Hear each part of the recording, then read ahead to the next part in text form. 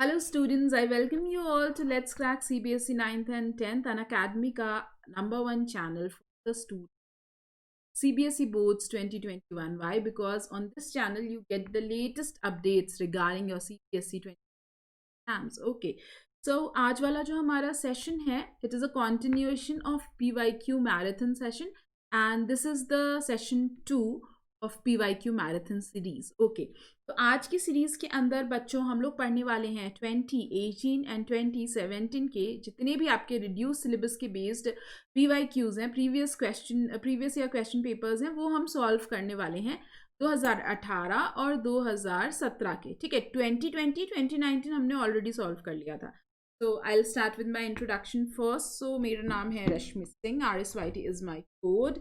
And वैसे तो मैंने बीटेक किया हुआ है इलेक्ट्रिकल इंजीनियरिंग में, but yes because I like this subject social science I started teaching social science. Want to get to know a bit more about me, please go and visit my profile. Even you can follow this profile to get the latest updates about my courses, about my classes on Unacademy. Okay, तो ये link आपको video के description box में भी मिल जाएगा. Now kids, अगर आप Unacademy का सब्सक्रिप्शन लेते हो, ठीक है, तो आपको ऐसा क्या अलग मिल जाता है? ठीक है, डेफिनेटली बच्चों Unacademy का जो सब्सक्रिप्शन है it is really really very helpful. देखो, जब आप प्लस का सब्सक्रिप्शन लेते हो, आप बेस्ट एजुकेटर्स से लाइव पढ़ रहे होते हो, लाइव उनसे अपने डाउट्स क्लियर कर रहे होते हो. But if you go and you feel want to take your preparation a step further, you can go for iconic subscription, जहाँ पर आप आपके पर्सनल मेंटोर आपको मिलेंगे जो कि आपको 1-on-1 पढ़ाएंगे, आपके डाउट्स क्लियर करेंगे. लाइक एक टीचर एक बच्चे को पढ़ा रहा है, होता तो नहीं है वैसे मोस्ट ऑफ द टाइम, लेकिन Unacademy पे ये पॉसिबल है. ओके, आपको लाइव डाउट सेशन मिलेगा, पेरेंट्स टीचर मीटिंग मिलेगी, द पेरेंट्स को आपका प्रोग्रेस बताया जाएगा, आपको अपने हिसाब से कस्टमाइज्ड स्टडी प्लानर मिलता है. तो you can go for either iconic subscription जहाँ पे आपको मेंटोर भी मिल रहा है, और आप या तो फिर प्लस सब्सक्रिप्शन ले सकते हैं. आइकॉनिक पे देखो 1 मंथ का कोई हमारे पास minimum you can go for 6. Yes, but if you have like घर पे अगर 2 भाई बहन हैं तो दोनों एक ही सब्सक्रिप्शन पे ज़रूर पढ़ सकते. Okay, so go for 6 month subscription. अगर आपका भाई बहन क्लास 6 से 12 किसी क्लास में है तो आप दोनों जो हैं वो इसको एक्सेस कर सकते हैं. Now if I talk about the plus subscription, वहाँ पर आपको 1 मंथ का भी सब्सक्रिप्शन मिल सकता है, 6 मंथ, 12 मंथ, जो भी सब्सक्रिप्शन आपको सूटेबल लगे आप ले सकते हो. You have to use the code RSYT because here you can get 10% discount. Okay, मेरी तरफ से एक छोटा सा डिस्काउंट है, मेरा कोड यूज़ करो, आपको मिलेगा. ओके, तो what are the steps? The first step is that you need to download the Unacademy learning app from the Google Play Store. यहाँ पे मैनेज गोल में क्लास 10 सेलेक्ट कर लो. अगर आपके छोटे भाई बहन हैं वो क्लास 8 में है तो क्लास 8 सेलेक्ट करके आप सब्सक्रिप्शन ले लो. ओके, गेट सब्सक्रिप्शन पे क्लिक करिए, अपना ड्यूरेशन सेलेक्ट करिए, use the code RSYT to get the 10% discount and you get another 10% discount by redeeming the coins. Yes, so how do you get this coin? How do you earn this coin? By either taking the live quiz or by taking the special classes for more than 15 minutes. ठीक है, तो आप देखो every day मैं 12:30 PM पे special classes भी लेती हूँ. वहाँ पर आप आइए और आकर के 15 मिनट से ज़्यादा क्लासेस अटेंड करिए. आपको एक तो प्लस का एक्सपीरियंस यहाँ पर मिल जाएगा फ्री में. देखो, एकदम प्रॉपर एक्सपीरियंस तो नहीं मिलेगा, लेकिन it is like a small demo. Okay, और इससे आपको कॉइन्स भी अर्न हो जाएंगे, जिसको बाद में रिडीम करके तुम लोग क्या कर सकते हो, सब्सक्रिप्शन ले सकते हो. अगर कोई क्लास 6 से 8 तक का है तो साथ में सब्सक्रिप्शन ले लो, भाई बहन साथ में पढ़ सकते. ओके, तो let's start our session. And अभी हम लोग करने वाले हैं 2018 का question. Okay, this was the paper pattern of 2018. We used to have a very short answer type question, then short answer type question of 3 marks each, long answer type question of 5 marks each, and then 5 marks का map question आया करता था. And total question कितने होते थे? 26. आज के time पे कितने होते हैं? ओहो हो, आप लोगों के टाइम पे तो यार क्वेश्चन बढ़ा दिए गए हैं, है ना. तो अभी क्वेश्चन होते हैं 32. एक्चुअली देखा जाए तो ये 44 क्वेश्चन है, बिकॉज सेक्शन डी में 16 क्वेश्चन हैं, है ना. 16 सोर्स बेस्ड क्वेश्चन की क्लास जो है वो मैं जल्दी ही कराने वाली हूँ. ओके, तो this is a surprise for you all. Source based question जो है वो जल्दी आने वाला है. एक और सरप्राइज क्या है रिवील कर दूं जल्दी से, बताओ, एक और सरप्राइज बता दूं। अनदर सरप्राइज इज दैट कि इस संडे को होने वाला है PYQ मैराथन। तुम बोलोगे मैम ये तो यही मैराथन है जो आप यूट्यूब पे करा रहे हो, लेकिन इस पे होने वाले हैं आपके पोल्स भी, ठीक है ना। और ये जो मैराथन है ये सब्जेक्ट वाइज होने वाला है, मतलब history, geography, economics and political science का सब्जेक्ट वाइज आपको मिलने वाला है PYQ session this Sunday at 8:45 AM। अगर अभी तक नहीं एनरोल किया है तो डिस्क्रिप्शन बॉक्स में जाओ, जाकर के लिंक देखो, एनरोल कर लो। एंड वहाँ पर आपको मिलेगा पोल सब्जेक्ट वाइज PYQ एंड कई सारे क्वेश्चन जो सैम्पल क्वेश्चन पेपर में रिपीटेड हैं वो भी रिवील करने वाली हूँ मैं। ओके, तो चलो स्टार्ट कर दे। सेक्शन ए है हमारा 1 मार्क का। फर्स्ट क्वेश्चन है classify the resources on the basis of origin. ये बहुत इंपॉर्टेंट क्वेश्चन है, ज्योग्राफी का फर्स्ट चैप्टर का क्वेश्चन है। On the basis of origin we classify the resources as biotic and abiotic. Bio word का मतलब होता है बच्चों लाइफ, ठीक है। So any resources with the living origin is biotic resources like plant, animals, okay, human beings themselves. But what are abiotic resources? A का मतलब होता है without, so without life. So resources with non-living origin, okay, like rock, minerals, air, water, all these are example of abiotic resources. जहाँ पे भी example देने के उम्मीद है वहाँ पे ज़रूर आप example दीजिए। यहाँ पे एग्जाम्पल नहीं लिखा हुआ है, but definitely you should go for example is well. A challenge is not just any problem but an opportunity for progress. Okay, now what about this question. देखो बच्चों, एक्चुअली में तो ये क्वेश्चन जो है ना वो चैलेंज ऑफ डेमोक्रेसी का है जो कि हट चुका है, बट स्टिल अब आ ही गया है तो कर ही लेते हैं। चैलेंज जो है वो एक अपॉर्चुनिटी है। वाई? बिकॉज जब भी आप चैलेंज को ओवरकम करते हो you are trying to work on something, right. आप you are trying to improve yourself, that is why challenge is an opportunity. Okay, state any 2 goals of development other than income. देखो, इंसान जो है जब भी development goals के बारे में सोचता है, the person is not just thinking about the money, okay. There are many things which money cannot buy. Money in your pocket cannot buy everything. ये एक लाइन है डेवलपमेंट चैप्टर में, ओके। तो इनकम के अलावा और कौन से गोल्स होते हैं भाई? हेल्थ अच्छी होनी चाहिए, एजुकेशन अच्छा होना चाहिए, and other than that we have equal treatment होना चाहिए, freedom, security, respect for others. So you need to write any of the 2 points you can write, okay. आपको हाफ मार्क्स मिल जाएंगे एक एक पॉइंट के लिए। When we produce goods by exploiting natural resources, in which category of economic sector such activities come? This is very simple and easy, nice and easy, okay. Primary sector में हम क्या करते हैं? हम नेचुरल रिसोर्सेज को directly use कर रहे होते हैं। सेकेंडरी सेक्टर में क्या कर रहे होते हैं? हम जो भी हमें नेचुरल प्रोडक्ट मिला या रॉ मटेरियल जो हमें मिला प्राइमरी सेक्टर पे, उसको हम लोग प्रोसेस करके क्या करते हैं? थोड़ी हायर वैल्यू के प्रोडक्ट्स बनाते हैं, ठीक है, हायर वैल्यू का प्रोडक्ट बनाते हैं। That will be the secondary sector, okay. It's very clear, ये क्या है? Primary sector. Now what is tertiary sector? Tertiary sector is something which supports the primary and the secondary sector. Suppose करो किसान है, उसने primary sector खेती कर ली, ठीक है, खेती करके उसने गेहूँ उगा लिया। एक इंडस्ट्रियलिस्ट आया, उसने गेहूँ से आटा बना दिया, लेकिन आटा को हमें मार्केट तक तो लेके जाना पड़ेगा ना। तो वो जो मार्केट तक हम लेकर जाएंगे आटे को, that will be with the help of transport, right. हम रोडवेज यूज़ में लेंगे, एक गाड़ी यूज़ में लेंगे, एक ड्राइवर यूज़ में लेंगे। तो all these are the part of tertiary sector. I think ये तीनों आपको बहुत ही क्लियर हो गए होंगे। Give any 2 examples of informal sector of credit. Okay, देखो बच्चों, फॉर्मल सेक्टर ऑफ क्रेडिट क्या होता है? फॉर्मल लेटर्स भी आप लोग लिखते हो ना। फॉर्मल मतलब होता है ऑफिशियल, ठीक है। फॉर्मल वर्ड का मतलब होता है ऑफिशियल। क्रेडिट का मतलब होता है लोन। तो आप ऑफिशियली लोन कहाँ से लेते हो? बैंक से लेते हो, कोऑपरेटिव सेक्टर से ले सकते हो, गवर्नमेंट से ले सकते हो। इनफॉर्मल मतलब अनऑफिशियली आप कहीं से लोन ले रहे हो, कहीं से किसी से उधार ले रहे हो। तो अनऑफिशियली हम किससे उधार ले लेते हैं? कभी कभी हम अपने रिलेटिव से ले लेते हैं, कभी कभी हम अपने फ्रेंड से ले लेते हैं, ठीक है। और अगर हम गांव की बात करें तो इंडिया में कई ऐसे विलेजेस हैं जहां पर विलेजर्स जो होते हैं, किसान पढ़ा लिखा नहीं होता, तो वो अपने ज़मींदार से, मनी लेंडर से, कहीं से भी अपने एम्प्लॉयर से लोन ले लेता है। एक्चुअली में वो बैंक से नहीं लिया गया है, that is why it is informal sector of credit. तो money lenders, traders, employers, relative, friends, इनसे अगर आपने उधार लिया है तो ये क्या है, ये informal sector of, okay.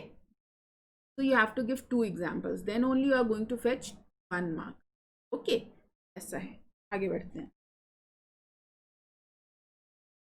Now we have come to section B. Now you would ask me कि मैम इतनी जल्दी section B पे कैसे आ गए?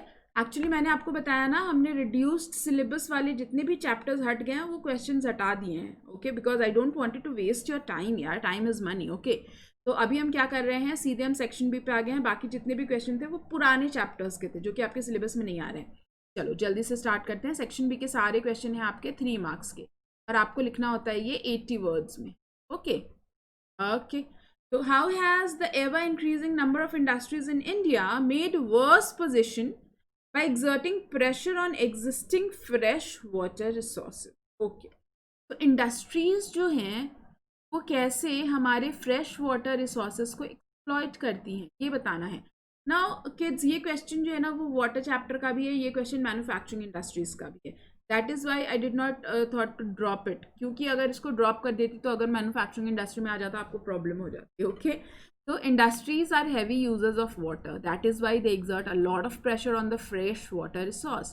More demand of hydroelectric power is there nowadays. Industrial waste and effluent are discharged into the water bodies, which creates water pollution. And अभी urban centers जो हैं वो multiply हो रहे हैं, industries लगती ही जा रही हैं, तो obviously water resources पे pressure तो होगा ही, okay? So what are the reasons? Industry जो है वो बहुत ज़्यादा water को use में लेती है। Secondly hydro electric power plant हम क्रिएट कर रहे हैं। थर्डली वेस्ट डिस्चार्ज कर रहे हैं। एंड फोर्थली अर्बनाइजेशन का भी प्रेशर है, जिसके चलते फ्रेश वाटर रिसोर्स जो है वो एक्सप्लॉइट हो रहे हैं, okay. Dense and efficient network of transport is a pre requisite for local and national development, lifelines of Indian economy. Question क्या पूछा जा रहा है कि एक बहुत अच्छा नेटवर्क ऑफ ट्रांसपोर्ट बहुत ज़रूरी है for the national development, okay. And that network of transport is for local and national level as well. मतलब छोटी जगहों पर भी अच्छा ट्रांसपोर्ट सिस्टम चाहिए, बड़े जगह पे भी, नेशनल लेवल पे भी अच्छा ट्रांसपोर्ट सिस्टम चाहिए, then only we will be able to achieve the development, okay. अभी आपको क्या करना है, ये स्टेटमेंट को एक्सप्लेन करना है, okay. The movement of goods and services from their supply location to the demand location necessitates the need of transport. चीज़ें जहाँ पे बन रही हैं, ठीक है, और चीज़ें जहाँ पर कंज्यूम हो रही हैं, और both the places are not very near to each other, okay? और जहाँ पे चीज़ें बन रही हैं और जहाँ पर हम इसको कंज्यूम करना है, उसको कनेक्ट हम कैसे करते हैं, रोड ट्रांसपोर्ट से। लाइक आपको पता है पाशमीना सॉल कहाँ पे बन रहा है, कश्मीर में बन रहा है, but me sitting at Rajasthan also would like to wear that pashmina shawl, right? आप देखते हो पाशमीना सॉल इतना फेमस है, हो सकता है पूरे इंडिया में जब भी ठंड होती हो जो भी लोग अफोर्ड कर सकते हैं उसको खरीदना चाहेंगे। अब मैं उसके लिए बार बार जम्मू कश्मीर तो नहीं जाऊंगी, जम्मू कश्मीर से आएंगी, उसके लिए क्या चाहिए आपको, उसके लिए आपको चाहिए एक proper transportation system, okay. Development of country depends upon the production of goods and services as well as movement to their destination. जो मूवमेंट है गुड्स एंड सर्विसेज का वो कैसे होगा, that will happen only and only through the transport. तो first thing क्या है कि हम supply position and demand position दोनों को कनेक्ट करते हैं ट्रांसपोर्ट के थ्रू। सेकेंड है movement of goods and services होता है ट्रांसपोर्ट के through. Now third point is transport helps in the production and distribution of goods, supports all sectors of economy. Ultimately, transport is one sector which is completely linked with all the sectors. That is why it is called ना lifeline of economy. जैसे हमारे body के अंदर जो हमारा nervous system होता है वो हमारे लिए लाइफलाइन है, बिकॉज वो हमारे बॉडी के हर पार्ट्स में ब्लड और ऑक्सीजन पहुंचाता है।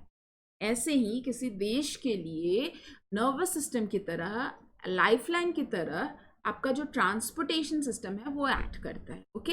And then you can even add, there are so many modes of transport, तो वो भी आप ऐड कर सकते हो। तो मैं अगर ये 5 मार्क्स का क्वेश्चन आता तो, ओके।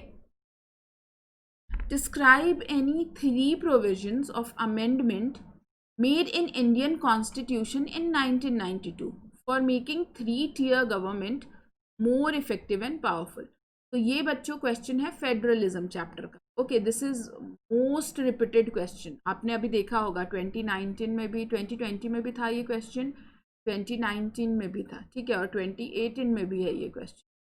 तो इंडियन कॉन्स्टिट्यूशन में क्या अमेंडमेंट किया गया था, ठीक है।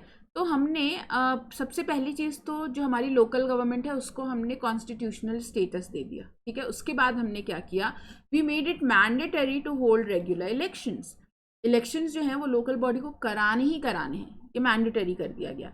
Seats were reserved for SC ST and OBC, so that in सबको रिप्रेजेंटेशन मिल सके local government. And 1/3 seats were even reserve for women, 33% seats जो हैं वो वुमेन के लिए भी रिजर्व कर दी गई। ऑल्सो इलेक्शंस जो हैं वो स्मूथली कंडक्ट हो सके उसके लिए स्टेट इलेक्शन कमीशन बनाया गया। Okay, so we have election commission for central level of elections and we have state election commission for the local level of election. State government ने अपने काफ़ी सारे पावर जो हैं वो शेयर किए लोकल गवर्नमेंट के साथ, अपने रेवेन्यू के पावर्स, अपने ज्यूरिसडिक्शन के। So these are all the amendments which were done in the year 1992. Okay. How is the issue of sustainability important for development? Okay, now ये भी बहुत अच्छा और important question, ये 2020 में आया हुआ question. Okay, तो sustainable development क्यों important है भाई? Sustainable development aims at fulfilling the needs of today without compromising the needs of future generations. ये तो डेफिनेशन ही है कि प्रेजेंट की भी नीड सेटिस्फाई होगी, फ्यूचर जनरेशन की भी नीड सेटिस्फाई होगी। Sustainability is capability to use resources judiciously to maintain the ecological balance. Okay, तो लोगों को फ़ायदा हो गया, अभी के लोगों को, आगे आने वाले लोगों को, एनवायरनमेंट को फ़ायदा पहुंचा दिया। It lays emphasis on the environmental protection and check the environmental degradation to stop over exploitation and over use of resources. Sustainability is important. तो फॉर एग्जाम्पल जैसे हमारे पास अभी है ग्राउंड वाटर और पेट्रोलियम, अगर हमने इसको ओवर एक्सप्लॉइट किया, सस्टेनेबली नहीं यूज़ किया, तो बच्चों आज से 100 साल बाद, 150 बाद, लाइक पेट्रोलियम तो कहा जाता है आज से 50 साल बाद ही क्या हो जाएगा, ख़त्म हो जाएगा। Then what will happen, you people will be cycling only. अभी भी साइकिल चला रहे हो, आज के 50 साल बाद भी साइकिल चलाओगे। तो this is not right. Okay, we all have the right on nature, we all have the right to enjoy the resources. So we have to use it judiciously. We have to use it sustainably. Okay. The resources are not free gift of nature. We should not think कि अच्छा resource तो मुफ्त में मिला है, जितना चाहे use कर लो। नहीं भाई, ऐसा नहीं है। Okay. Distinguish the service conditions of organized sector and that of unorganized sector. Okay. Now again, sectors of Indian economy. On the basis of activity, हमने sectors को divide किया था primary, secondary, tertiary. On the basis of working condition, we have divided it as organized and unorganized sector. And on the basis of the ownership of assets, we have divided it on the public sector, private sector. Okay? तो organized sector के अंदर service condition क्या होती है? तो organized sectors are always registered with the government. Okay? Whereas unorganized sector जो है, that lies outside the control of the government. In organized sector, workers enjoy security of employment. In unorganized sector, the job is quite insecure. Salary बहुत कम होती है. Working hours irregular होते हैं. In organized sector, number of working hours is fixed. Okay, unorganized sector में fix नहीं होता. In organized sector, workers get several benefits. जैसे उनको मेडिक्लेम मिलता है, ठीक है, ऑर्गेनाइज सेक्टर के अंदर वर्कर्स को पेड हॉलीडेज मिलती हैं, वर्कर्स के जो फैमिली मेम्बर्स होते हैं उनको मेडिकल इंश्योरेंस मिलता है, पीएफ मिलता है रिटायरमेंट के बाद। बट अनऑर्गेनाइज सेक्टर में ऐसा कुछ भी नहीं होता, उनको संडे को भी काम करना होता है और अगर वो काम पे नहीं जाएं तो उनकी सैलरी कट जाती है। Okay, so they do not get any paid holidays, they are not paid for the overtime as well. तो ये आंसर जो है ना, ये आप खुद से भी लिख सकते। ओके, ऑब्जर्वेशन के ऊपर बेस्ड है। Why is cheap and affordable credit important for countries' development? Explain any 3 reasons. Okay. देखो बच्चों, क्रेडिट का मतलब क्या होता है? लोन। सस्ते लोन का मतलब क्या होता है? चीप लोन का मतलब क्या होता है? इंटरेस्ट रेट शुड बी लो। तुम कपड़े खरीदने जाते हो या तो अगर कहीं पे तुम लेवाई की जीन्स खरीद रहे हो तो 1500 की है, दूसरी कोई जीन्स खरीद रहे हो तो 500 की है. This is how we compare, right, कि इसका प्राइस जो है उस पर कंपेयर कर लेते हैं हम प्रोडक्ट को. ठीक है. On the other hand loan को कैसे कंपेयर करोगे, whether the loan is cheap और whether the loan is costly, it will be decided on the interest rate. Okay. अब यहाँ पे पूछा जा रहा है लोन जो है वो चीप एंड अफोर्डेबल क्यों होना चाहिए, उससे कंट्री के डेवलपमेंट में क्या फ़र्क आएगा. तो cheap and affordable credit is very important, because जब तक हमारे पास चीप और अफोर्डेबल क्रेडिट नहीं होगा हम लोग एक्स्ट्रा लोन लेकर के कोई भी नया काम नहीं करेंगे. ठीक है. तो to encourage people to invest in certain particular areas, businesses, the loan should be provided at cheap rate. Otherwise, people would not try to start any business. Okay, business नहीं start करेंगे तो employment नहीं create होगा, लोगों का income नहीं बढ़ेगा. Okay, so cheap and affordable credit would lead to higher income. Many people could borrow for a variety of needs. It encourages people to invest in agriculture, do business, set up small industries. It enables more investment, which will lead to acceleration of economic activity. Yes, people will be motivated to take loan, to invest in business, to start something new, some ventures, and this will increase the economic activity. This will increase the employment.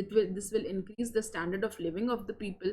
And इससे लोग जो है वो debt trap के cycle से में भी नहीं फंसेंगे. अगर लोन बहुत ही एक्सपेंसिव होगा तो people will ultimately dive into the debt trap ना. वो जो भी कमाएंगे सब कुछ रीपे करने में ही चला जाएगा, तो ये तो डेट ट्रैप में बंध जाएंगे. बट ऐसा कुछ नहीं होगा अगर हम लोग चीप लोन देंगे. चीप लोन हमें मिल जाए तो. सेक्शन सी पे आ गए हम लोग. ये Describe the explosive conditions prevailed in Balkans after 1871 in Europe. Now this question is something which is asked as a whole. मतलब अगर इसमें एक भी पॉइंट मिस किया तो नंबर जाएंगे कट. ठीक है, जो कि मैं होने नहीं दूंगी. तो चलो समझा देती हूँ. आप सबसे पहले क्या करना है, आपको बताना है कि ये बाल्कन्स रीजन था कहाँ पे. Okay. So the Balkan was a region of geographical and ethnic variation comprising modern day. सारा कुछ लिखने की ज़रूरत नहीं है, जो भी याद हो जाए उतने नाम लिख दो. Romania, Bulgaria, Albania, Greece etcetera. And यहाँ के लोगों को क्या कहा जाता था, स्लैव्स. ठीक है. तो Balkan was basically a peninsular area in Europe which comprised of many ethnic areas. Okay. A large part of Balkan was under the control of Ottoman Empire. The spread of idea of romantic nationalism and disintegration of Ottoman Empire, ये दो चीज़ों की वजह से आप क्या देखते हो, ये रीजन जो है वो काफ़ी एक्सप्लोसिव हो गया था. एक तो ये कि इनका जो रूलर है वो वीक हो रहा है और लोगों के अंदर नेशनलिज्म की भावना आ रही है. The Balkan people based their claims for independence और political rights on the nationality and used history for their claim. Balkan became the scene of rivalry for the big powers. तो लोगों के अंदर नेशनलिज्म की भावना थी और वो बोल रहे थे कि हम किसी समय पे आज़ाद थे तो हमें आज़ाद कर दो. On the other hand, since it was a peninsula, तो यहाँ पे क्या था बच्चों, बहुत अच्छा कोस्ट लाइन था which was very favorable for trade. That is why all the nation which has got unified recently, they all wanted to have power on Balkan. ठीक है. तो यहाँ के लोग आपस में तो लड़ ही रहे हैं, इनका रूलर वीक हो गया है, और जो बाहर के बिग पावर्स हैं वो लोग भी क्या चाह रहे हैं, इसको कैप्चर करना चाह रहे हैं. तो ऑब्वियसली ये जोन क्या हो गया,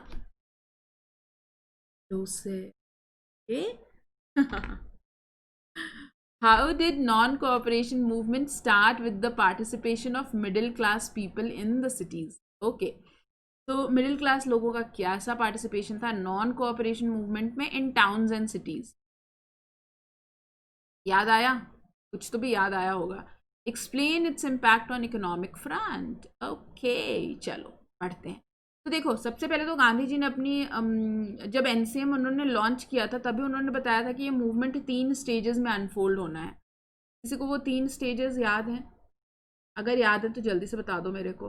देखो, 3 स्टेजेस क्या थे कि हम कोऑपरेट नहीं करेंगे, टाइटल सरेंडर करेंगे, हम सिविल सर्विसेज को बॉयकॉट करेंगे, एंड अगर गवर्नमेंट रिप्रेसिव मेजर्स लेगी तो हम पक्का सिविल डिसोबीडियंस भी कर देंगे. ठीक है. So the movement started with middle class participation in cities. Thousands of students left the government controlled schools and colleges.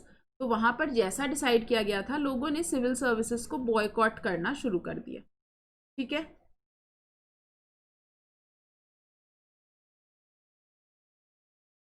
Then council elections को भी बॉयकॉट किया हर जगह पे एक्सेप्ट इन द मद्रास में नहीं किया था। फॉरेन क्लोथ्स जो है उसको बॉयकॉट किया, लिकर शॉप्स को पिकेट किया, ये सारी चीज़ें की। Okay, now what was the economic impact? Economic impact ये था कि लिकर शॉप जो है वो बंद कर दिया, यानी कि अंग्रेज़ों का जो धंधा है वो कम हो रहा है। फॉरेन गुड्स को बॉयकॉट कर दिया। इंडियन टेक्सटाइल मिल्स के अंदर प्रोडक्शन जो है वो बढ़ गया। गुड्स जो हैं, इम्पोर्ट ऑफ गुड्स जो है वो डिक्लाइन हो। ठीक है, ऐसा बोला जाता है कि पहले फॉरेन क्लोथ का जो एक्सपोर्ट था वो लगभग 102 करोड़ था, which decline to somewhere like 57 crore, बिल्कुल ऑलमोस्ट 50% हो। ओके, जैसे आज के टाइम पर अगर मुझे फॉरेन कंट्रीज़ या चाइना का अगर मुझे इन्फ्लुएंस कम करना है इकोनॉमिक एस्पेक्ट, मैं क्या करूँगी, इलेक्ट्रॉनिक आइटम्स बैन कर दूँगी चाइना के। वैसे ही अगर, बट अगेन इट डिपेंड्स कि इंडियन को कहाँ से मिलेगा फिर वो सामान। ओके, तो ये सब सोचना भी पड़ता है। सिमिलरली उस टाइम पर अगर हमें ब्रिटिशर्स को मज़ा चखाना था तो हमें क्या करना था, उनके फॉरेन क्लोथ्स को बॉयकॉट करना था, जो कि लोगों ने किया collectively. Okay, why was Congress reluctant to allow women to hold any position on the position of authority within organization? How did women participate in civil disobedience movement? And the question itself says a lot many things. First वाला part है 2 marks का, second वाला part है 3 marks का। ठीक है, तो question paper में कभी भी ऐसा कुछ रहे ना तो डेफिनेटली नोट करना है हमें। तो कांग्रेस क्यों रिलक्टेंट थी, वुमेन को क्यों नहीं वो लोग को अथॉरिटेटिव पोजीशन देना चाह रहे थे? कांग्रेस सिर्फ उनके सिंबॉलिक प्रेजेंस में ही इंटरेस्टेड थी। Gandhi ji was convince that it was the duty of women to look after the home and hearth. चूल्हा चक्का देखना फीमेल का काम है, and to be good mothers and good wives. Now participation of women in civil disobedience movement कैसा था? Actually Gandhi ji के salt march में बहुत सारी फीमेल्स ने पार्टिसिपेट किया था, thousands of females. Okay, and they manufactured salt, they picketed the liquor shop, they boycotted the foreign goods, they even went to the jails. Okay, so women from the high caste family in the cities and women from the rich peasants family in the urban, in the village areas, rural areas, participated in CDM movement, and that was one of the most distinguishing feature of civil disobedience movement, because NCM में ऐसा कुछ नहीं देखने को मिला कि female जो है वो पार्टिसिपेट करी है, लेकिन CDM में आपको फीमेल का पार्टिसिपेशन गजब का देखने को मिलता है। Okay, The Government of India has introduced various institutional and technological reforms to improve agriculture in the 1980s and 1990s. Quote this statement with examples. So yes, agriculture के बिल्कुल end वाले part में आपको दिया हुआ है institutional reform and technological reform. Okay, institutional reform क्या है बच्चों?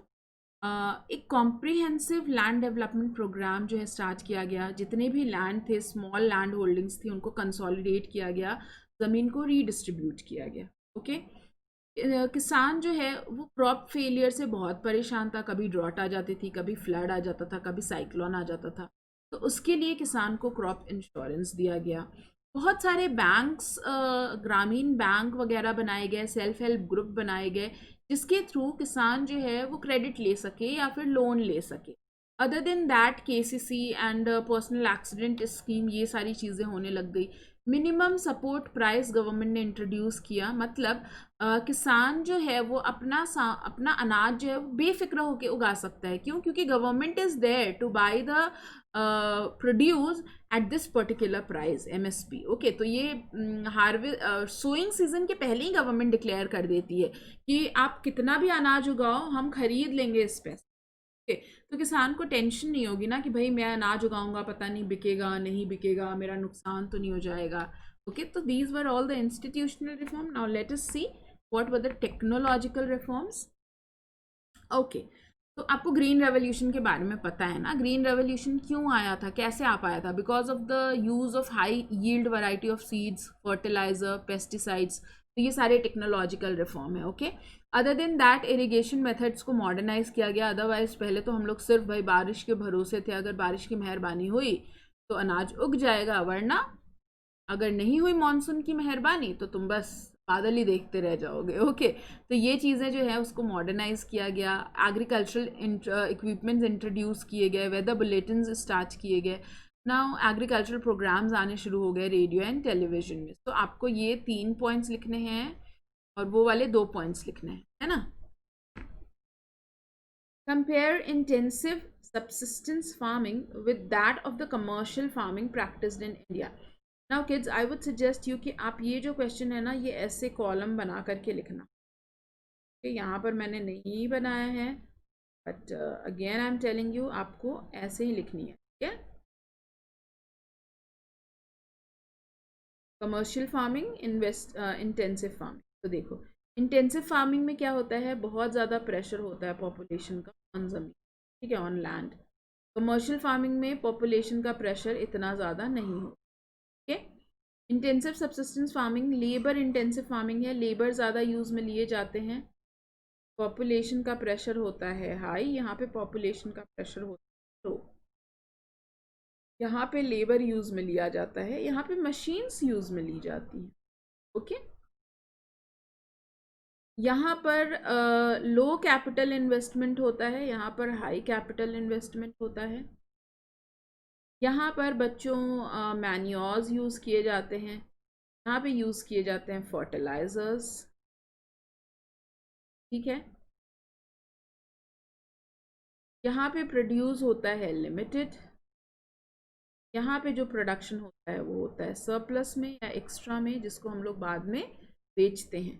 यहाँ पर जो फार्मिंग होती है वो फार्मिंग मतलब इरिगेशन जो है वो काफ़ी ज़्यादा, इरिगेशन के लिए मॉनसून पर ही हम डिपेंडेंट होते हैं, और यहाँ पर इरिगेशन के लिए हमारे पास कैनाल्स होते हैं या कोई भी नए मेथड्स होते हैं, ओके। तो this way you can right. Intensive farming में हम लोग सिंगल क्रॉपिंग करते हैं, एक्सटेंसिव फार्मिंग के अंदर हम लोग मिक्स क्रॉपिंग करते हैं या मल्टीपल रोटेशनल क्रॉपिंग करते हैं। तो ये सारे आपके difference. Why is the economic strength of a country measured by the development of manufacturing industries? Yes, किसी कंट्री का अगर आपको इकोनॉमिक स्ट्रेंथ जानना है ना, तो आप कैसे जानोगे, manufacturing industries. Why? Because manufacturing industry जो है ना, वो एक तरीके से लिंक ही तो है हमारे प्राइमरी सेक्टर और टर्शरी सेक्टर के। ओके, मैन्युफैक्चरिंग इंडस्ट्री क्या करता है, प्राइमरी सेक्टर को भी सपोर्ट कर रहा होता है क्योंकि यहाँ से इसको मिलता है रॉ मटेरियल, ठीक है, और टर्शरी सेक्टर को भी सपोर्ट करता है क्योंकि इसके फिनिश गुड्स जो हैं वो टर्शरी सेक्टर के थ्रू ही तो कस्टमर के थ्रू पहुँच रहे हैं, ठीक है। तो जैसे आटा है, आटा मैन्युफैक्चरिंग इंडस्ट्री वाला बना रहा है, लेकिन उसको बेच तो कोई शॉपकीपर रहा है ना, this shopkeeper is basically tertiary sector का पर्सन है, ओके। तो manufacturing industry help in modernising the agriculture, is the backbone of the economy. They reduce the heavy dependence of people on agriculture for income, okay. They even provide jobs in a secondary sector.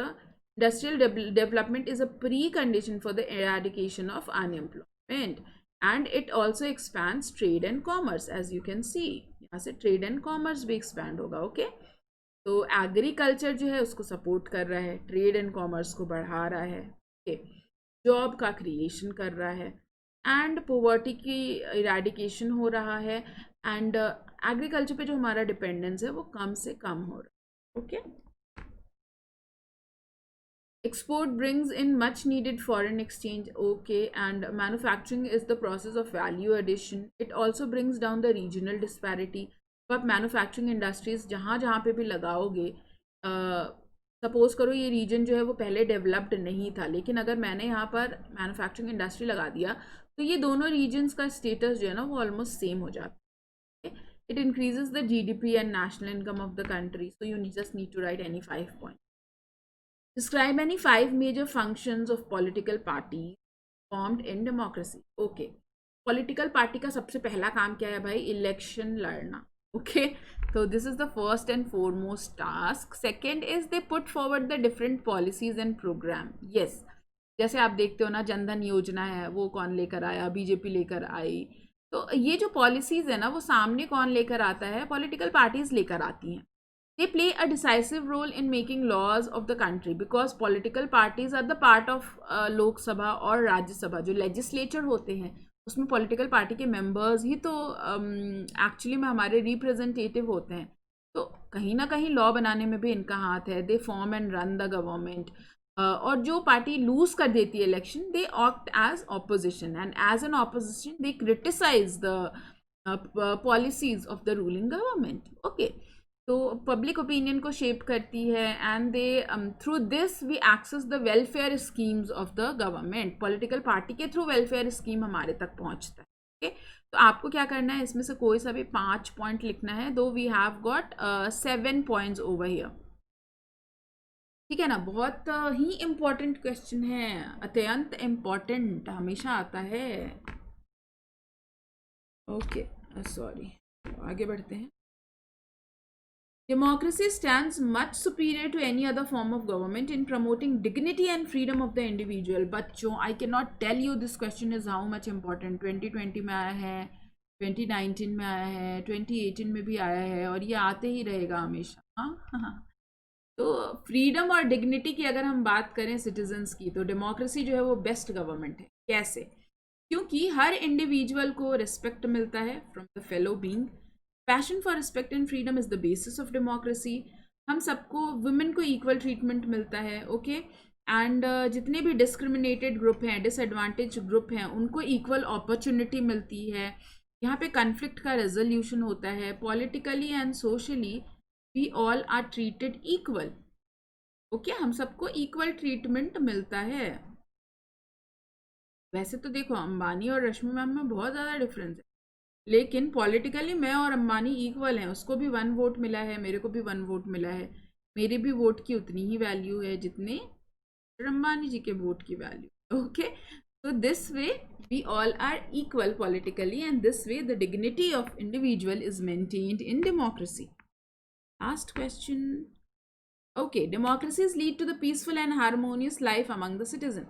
Again, अगर democracy होगी तो social division जो है ना, उसका accommodation होगा, tension की possibility कम होगी, कन्फ्लिक्ट का रेजोल्यूशन होगा, and there will be healthy competition in the society. और हमारे पास एक बहुत अच्छा तरीका है भाई, कोई भी अगर प्रॉब्लम आती है उसको सॉल्व करने का, कोई भी डिफरेंसेस आते हैं उसको रिजॉल्व करने का। तो यहाँ पर माइनॉरिटी के व्यूज़ को हर्ट नहीं किया जाता डेमोक्रेसी के अंदर। Okay, they get the platform to present their views. The minority even have a say in the government, and that is why we all live a peaceful and harmonious life under democracy.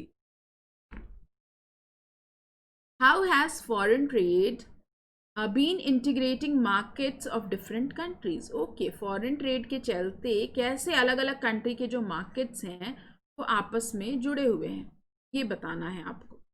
Foreign trade creates an opportunity for the producer to reach beyond the domestic market. मैं अगर आज को कुछ सामान बनाती हूँ, ये हमारा देश ग्लोबलाइज्ड है, मैं उसको अगल बगल के देशों में भी बेच सकती हूँ। So I can sell my product beyond my domestic market. Producers can sell their product to the markets located in other country. It helps in expanding the choice of goods. Buyers को भी फ़ायदा है।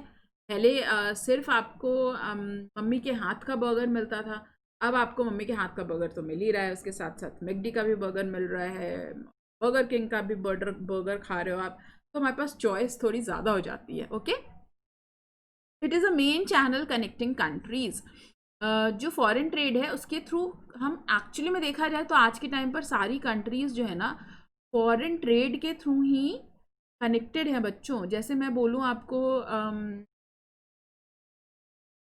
Pastries, ठीक है, तो pastry देखा जाए तो हमारे यहाँ की देन थोड़ी है, वो तो फ्रांस की देन है ना, लेकिन आजकल पेस्ट्री का भी ट्रेड हो रहा है। कहीं ना कहीं हम कंट्रीज़ जो हैं या फॉरेन ट्रेड के थ्रू ही हम लोग एक दूसरे से कनेक्टेड हैं, कंट्रीज़ जो हैं वो कनेक्टेड हैं। Highly helpful for the extensive trade. The trading interest attracts various trading companies. Yes, बहुत सारी ट्रेडिंग कंपनीज जो है, MNCs जो हैं, उनके लिए भी ये हेल्पफुल होती है।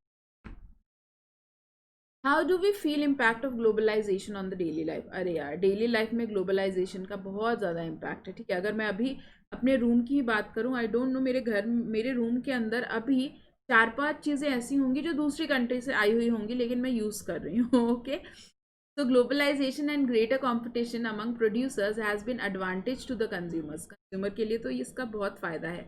We have greater choice and we have good standard quality. जो भी आपको सामान खरीदना अच्छी क्वालिटी का कम दाम पे मिल जाएगा। हमारा लिविंग स्टैंडर्ड इम्प्रूव हो गया है। फॉरेन इन्वेस्टमेंट जो है उससे बहुत सारे नए गुड्स जो हैं वो आपको देखने को मिलते हैं मार्केट में, cell phone, automobiles. Okay, new jobs are created and negative impact भी है। जो छोटे छोटे बिजनेसमैन होते हैं उनकी जो यूनिट्स हैं वो क्लोज डाउन भी हो जाती है। Okay, And there is also insecurity of job because these MNCs are very powerful. There are certain MNCs जिनका टोटल इनकम जो है वो किसी किसी कंट्री के GDP से भी ज़्यादा होता है. So they are so powerful. That is why there is insecurity of job also for the workers. They always need to perform really well. Otherwise, there's someone to replace them. Okay. तो globalisation का बड़ा important impact है हमारी life में. अब map का question देख लेते हैं. So 2 features A and B are marked in the given political map. आपको आइडेंटिफाई करना है, मतलब ये 2 जगह जो है वो मैप में ऑलरेडी पॉइंटेड आउट है, आपको बताना है. The place where INC is held, the place where Gandhi ji organised satyagraha in favour of cotton mill workers. देखो ये आंसर वैसे तो अहमदाबाद है, आपको पता हो, ठीक है ना. नहीं पता है तो मैप जाएगा. ये देखो ये कोस्टल रीजन नहीं है. अगर कोस्टल पे होता तो ये दांडी वगैरह कुछ हो सकता था, साबरमती हो सकता था, खेड़ा हो सकता था, लेकिन ये बिल्कुल सेंटर ऑफ द गुजरात है, तो ये this is Ahmedabad. Okay. Now यहाँ पर मद्रास में हुआ था. एग्जैक्टली मद्रास में क्या हुआ था हमारा INC session 1927. Then Rajasansi airport कहाँ है भाई? अमृतसर में है. Bhadravati iron and steel plant अभी तो ये नहीं आएगा. वाई? बिकॉज आपका मिनरल एंड एनर्जी रिसोर्सेज हट चुका है. STP of west Bengal. Okay, STP यहाँ पे कैलकाटा है. Then Bhadravati is in Karnataka by the way, but अगर नहीं भी पता है तो चलेगा. और Rajasansi airport is in Amritsar. देखो मिनरल एंड एनर्जी रिसोर्सेज हट चुका है, उसके जो मैप हैं वो हैं, लेकिन मैप में भी एक पर्टिकुलर मैप्स जो हैं वो आपके सिलेबस में गिवन है, वही पूछा जाएगा, उसके बाहर नहीं पूछा जाएगा. और भद्रावती आयरन एंड स्टील ओर का जो माइन है वो नहीं है आपके सिलेबस. तो अब हम आ चुके हैं 2017 के पेपर पे. ठीक है, 2017 का जो पेपर था उसमें 30 क्वेश्चन हुआ करते थे बच्चों. आपने देखा 2018 और 19 के पेपर में 26 क्वेश्चन हुआ करते थे, है ना. 2020 के पेपर में 32 हुआ करते थे. 2021 वाले में 35 हुआ करते थे. 2021 वाले में 32 होंगे और 2017 में 30 क्वेश्चन. तो भाई without wasting any time let's start. Name the writer of the novel Anand Math. So this is Bankim Chattopadhyay. 1 mark question from the nationalism. Yeah. Name the river which is related to national waterway number 1. Lifelines of Indian economy. Ganga is the river जो कि national waterway number 1 से related है. Highlight the inherent problem in double coincidence of want. So what is the problem in the double coincidence of want? As the name suggests, wants of the seller and the buyer should agree with each other. Okay, so in double coincidence of want, both the parties have to agree to sell and buy each other's commodity. अगर दोनों agree नहीं करेंगे तो obviously ये transaction हो ही नहीं पाएगा. If you want to extract information about the functions of any government department, which right would you exercise? This is right to information. Okay, अगर मुझे किसी भी गवर्नमेंट बॉडी का मुझे फंक्शनिंग समझना है, जैसे सपोज करो मुझे इनकम टैक्स डिपार्टमेंट का काम समझना है, कैसे काम करते हैं. For that what I will have to do, I will have to use RTI. मुझे नेशनल एजुकेशन पॉलिसी कैसे इम्प्लीमेंट होगी ये समझना है, तो इसके लिए मुझे क्या करना पड़ेगा, अपना RTI का जो राइट है तो यूज़ में लेना पड़ेगा, इस्तेमाल में लेना. देखो अब तो तुम सीधे सेक्शन B पे आ गए यार, इतने कम क्वेश्चन पूछे गए थे.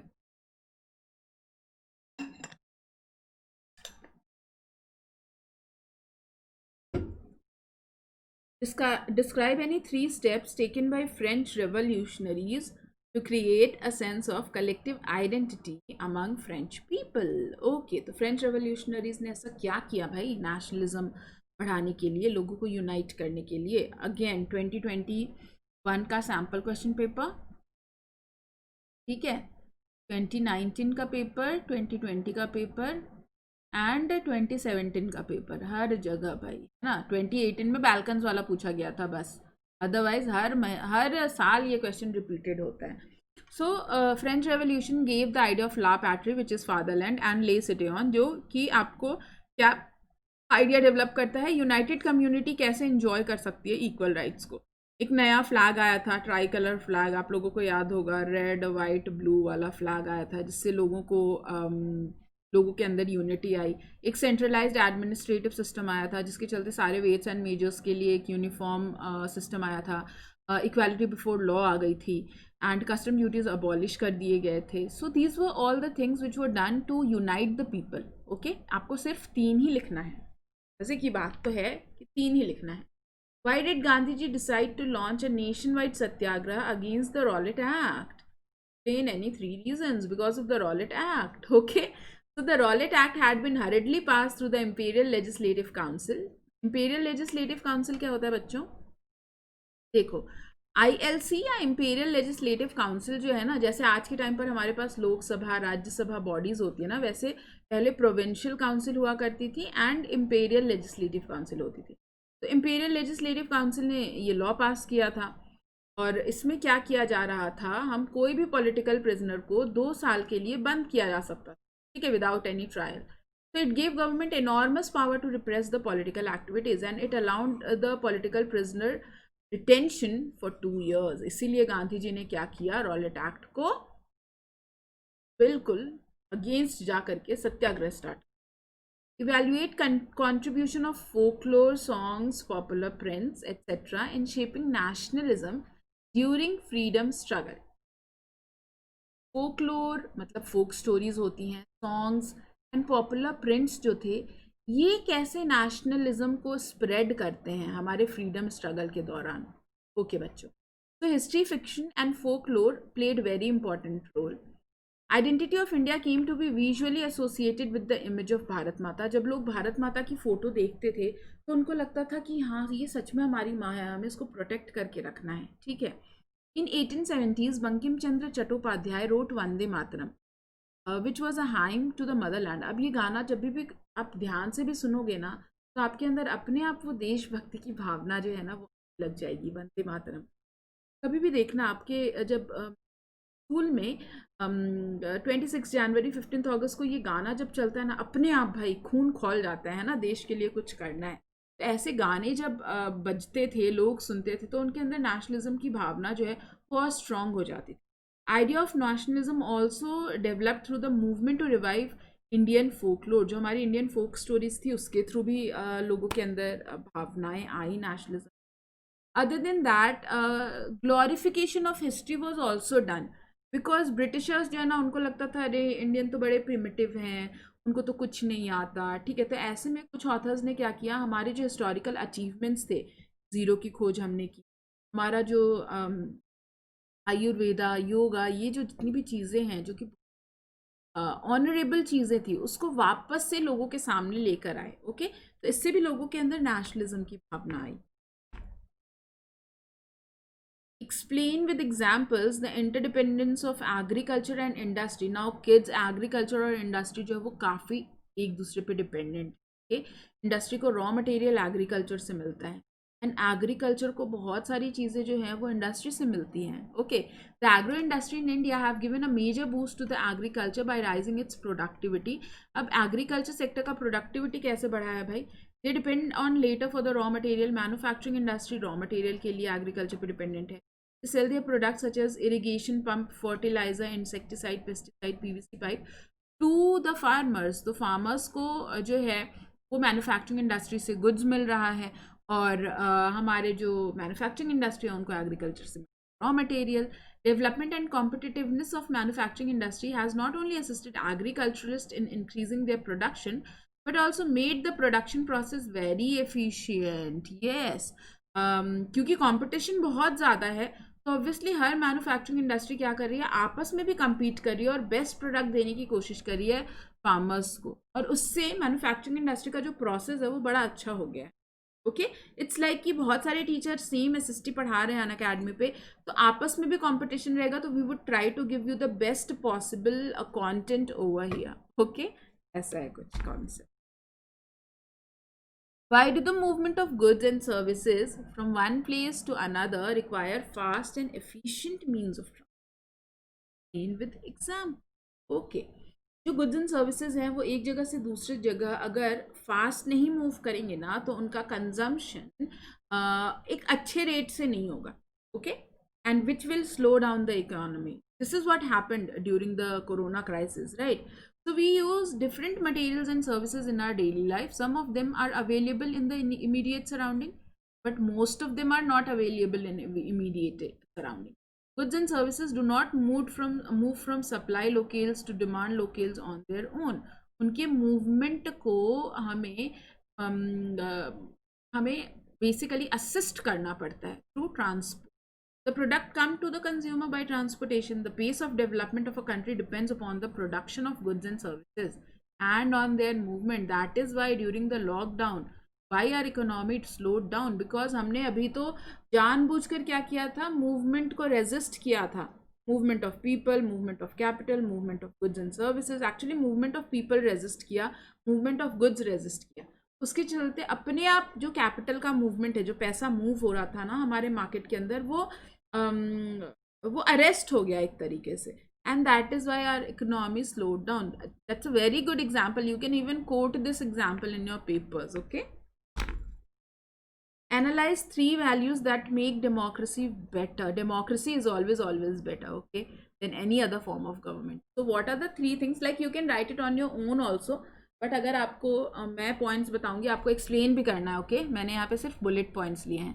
तो डेमोक्रेसी जो है ना वो सिटीजन्स को इक्वालिटी देती है. कैसे? मैंने आपको बताया था, Rashmi ma'am and Ambani are equal politically, क्योंकि हम दोनों के पास सेम नंबर ऑफ वोट्स हैं एंड सेम नंबर ऑफ हमारे वोट्स की सेम वैल्यू है. It enhances the dignity of individual. Yes, I will be really happy ना, एटलीस्ट किसी एक क्राइटेरिया में तो मैं और अंबानी इक्वल हैं. तो डिग्निटी जो है वो सिटीजन की मेंटेन होती है. हाँ, डेमोक्रेसी के अंदर डिसीजन मेकिंग की क्वालिटी बहुत अच्छी होती है as compare to other form of government. Why? Because there is lot of discussion and debates for taking any decision, for making any policy. मुझे कोई छोटी सी भी पॉलिसी बनानी होगी ना, तो opposition is there who will try to like पूरा discussion चलेगा और तब जा करके एक लॉ बनेगा, okay? So we have very good method to resolve the conflicts. We even can correct our mistake. जैसे सपोज करो मैंने XYZ पार्टी को वोट दिया इस साल और मुझे लगा कि इस पार्टी ने अच्छा काम नहीं किया, तो 5 years के बाद मैं अपने मिस्टेक को क्या कर सकती हूँ, करेक्ट कर सकती हूँ. मैं अब ये XYZ को नहीं दूंगी वोट, मैं ABC पार्टी को वोट दूंगी, okay?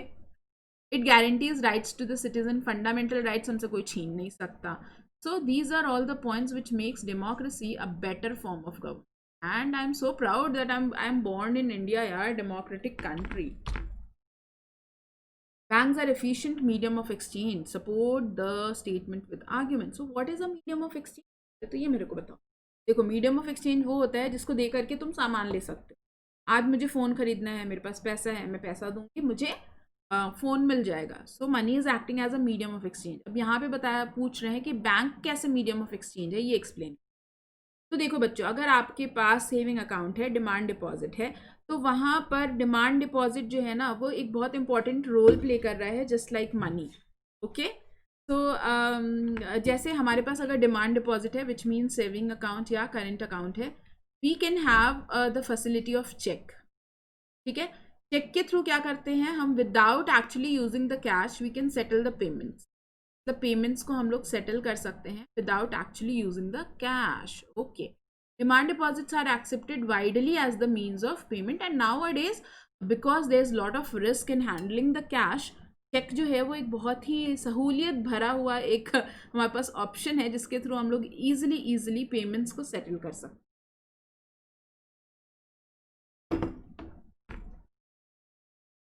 Examine any 3 conditions which should be taken care of by multinational companies to set up their production units. मेरी खुद की एक मल्टीनेशनल कंपनी है, मुझे उसका फैक्ट्री सेटअप करना है, प्रोडक्शन के लिए फैक्ट्री सेटअप करना.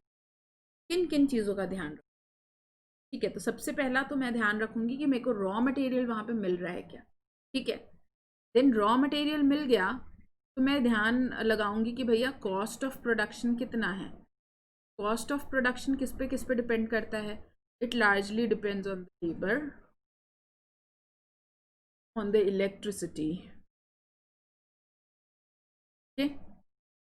द गवर्नमेंट पॉलिसी, गवर्नमेंट कितना टैक्स लगा रही है मेरे प्रोड्यूस्ड गुड के ऊपर, ठीक है।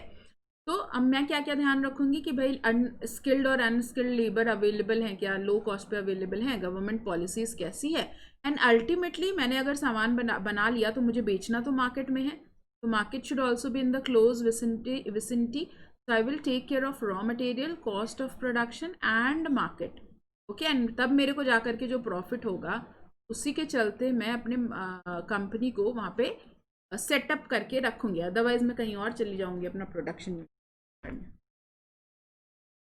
Analyse any 3 reasons for beginning of the consumer movement in India. Okay बच्चों, ये जो क्वेश्चन है ना ये एक्चुअली में आपका नहीं आएगा क्योंकि कंज्यूमर राइट्स जो है वो प्रोजेक्ट वर्क में, but still project consumer movement क्यों स्टार्ट हुआ था, बिकॉज बहुत ज़्यादा डिससेटिस्फैक्शन था कंज्यूमर्स के अगेंस्ट एंड बहुत ज़्यादा अनफेयर प्रैक्टिसेस हो रहे थे इंडिया के अंदर, तो कंज्यूमर्स को प्रोटेक्ट करना ज़रूरी था, अडल्टरेशन वगैरह या फिर होर्डिंग जो है वो हुआ करती थी। हु होस्टेड वियना कांग्रेस इन 1815? अरे भाई ये तो बड़ा ही सीधा साधा क्वेश्चन है, Duke Metternich, right.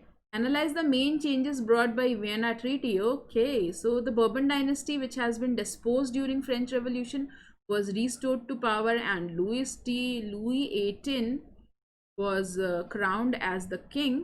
France lost the territories it has annexed under Napoleon. हाँ, लुई 18 को राजा तो बना दिया गया, लेकिन नेपोलियन ने जो फ्रांस की टेरिटरी बढ़ाई थी वो सब ले लिया गया वापस, और लुई 18 अग्री भी हो गया। वैसे देखो, अगर सपोज करो मोदी जी ने अपनी टेरिटरी इंडिया की कुछ बढ़ा दी, बाद में जो प्राइम मिनिस्टर आएगा वो अपनी टेरिटरीज छोड़ेगा क्या इंडिया की? नहीं छोड़ेगा, ओके। लेकिन यहाँ पर लुई 18 मान गया। A series of states was set up upon the boundaries of France and kingdom of Netherlands included Belgium was set up. Prussia was given important new territories on it's western front. Okay बच्चों, ये answer थोड़ा सा incomplete है, इसमें क्या होगा आपका add होगा कि जो नेपोलियनिक कोड था उसको अनचेंज्ड रखा गया, ठीक है, उसको उस चेंजेस को अंडू नहीं किया। Plantation workers had their own understanding of Mahatma Gandhi's ideas and notion of Raj support the state, ठीक है। तो ये क्वेश्चन आपका एनसीएम से रिलेटेड है, नॉन कोऑपरेशन। स्वराज का मतलब क्या होता है? सेल्फ रूल, ठीक है। गांधी जी का कहना क्या था? सेल्फ रूल का मतलब अपना खुद का गवर्नमेंट हो, ब्रिटिश गवर्नमेंट के अंडर हम नहीं रहे। लेकिन जो हमारे प्लांटेशन वर्कर्स थे उनके लिए स्वराज का मतलब क्या था? उनके लिए स्वराज का मतलब था right to move freely in and out of the confined space. देखो, प्लांटेशन जो होती है ना वो लेबर इंटेंसिव इंडस्ट्री होती है, तो लेबर जो है ना उनको कहीं भी प्लांटेशन से बाहर नहीं जाने दिया जाता था, क्योंकि एक बार लेबर घर गया वापस तो नहीं। ओके, जैसे अगर मैं तुमको पढ़ा रही हूँ और मैंने बोला कि अच्छा 5 मिनट वाटर ब्रेक, मैं नहीं दूंगी वाटर ब्रेक, बिकॉज तुम 5 मिनट के लिए गए तो फिर चले गए, वापस नहीं आने वाले। ओके, मैं वाटर ब्रेक ले लेती हूँ।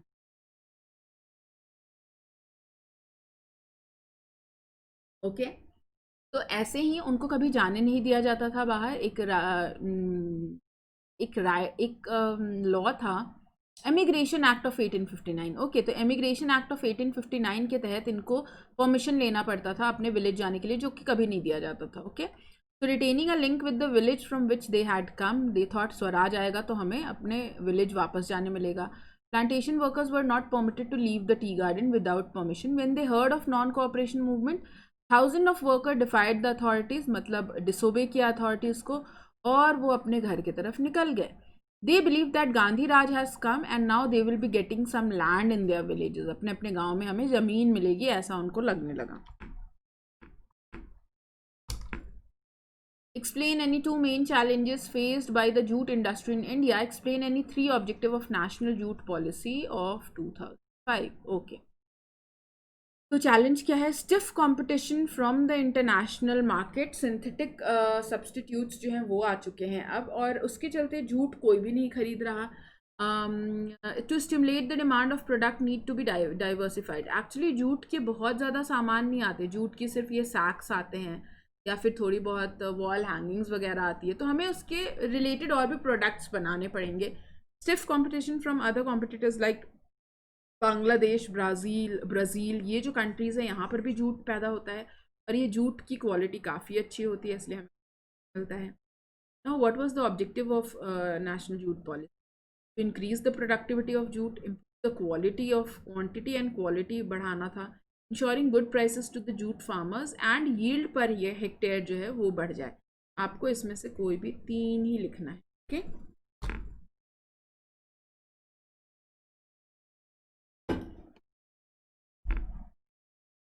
Now kids I am not explaining this question. यार बहुत बार हो गया. 2020 में आया था, 2019 में आया था, 2018 में आया था. अभी तो एक्सप्लेन किया था यार.